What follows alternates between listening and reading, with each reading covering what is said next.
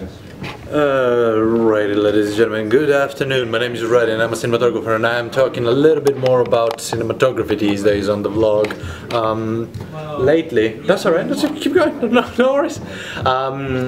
We just wrapped on a little production in this office building, and what I'm gonna do is I'm gonna show you a little bit of the lighting today. I'm not gonna go into a lot of detail first because my battery is gonna die second, because I really need to go back and help the guys pack everything.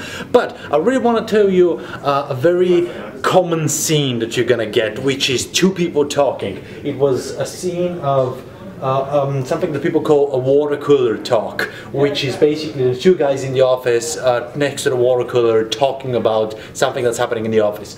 Very often you're gonna light that scene, and you're gonna light it.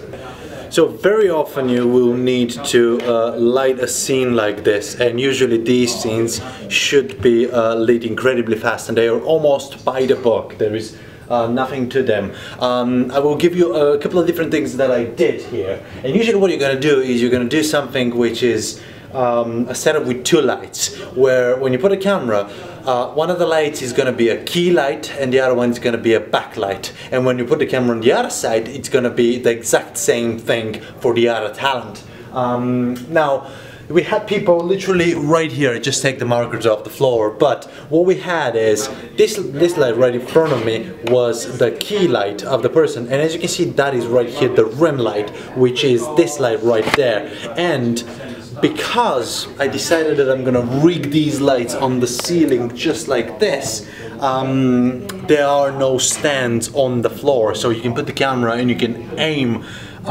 deep down into the corridor without trying to sort of avoid legs and stuff like that. Now, two things. How I rig these two lights, it's very, very interesting. That right here is called a polecat, which is a device that you use to put between two walls, and it has a spanner right here that extends and puts tension on the walls. So essentially you can rig lights on it. And I had something called a super clamp, which is basically this, that has a spigot attached to it and goes into the light. And the other way is, now here's a quick little tip: when you have ceiling tiles like these, they usually slide one way or another, and you usually have a lot of stuff going up into the ceiling, usually a lot of wires, but also these wires run on cable channels like these, which are usually quite strong because they have to be, they're supporting a lot of weight and stuff. So what you could do is you can get, again, same thing, that's a super clamp, a magic arm, a spigot, and it all goes into the light on the back.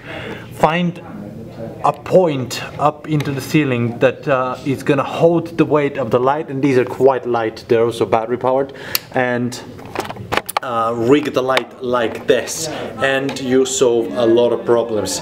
So basically the biggest thing, also another thing that I did is another two very sort of quick tips. That right here is black wrap with a little bit of tape that I put on the ceiling, because once when you take it off, that happens and spills a lot of light here, and that painting already drags a lot of attention. So I decided I'm going to put that on top of it so I don't drag further more attention. And then the other thing that I did was this thing right here, which is a little vase that I put on a little box to hide a lamp reflection from that shiny surface when I put the camera against it. So with these things all restored, now we're back to sort of, because we had the light reflecting. You see how it's reflecting in the fridge?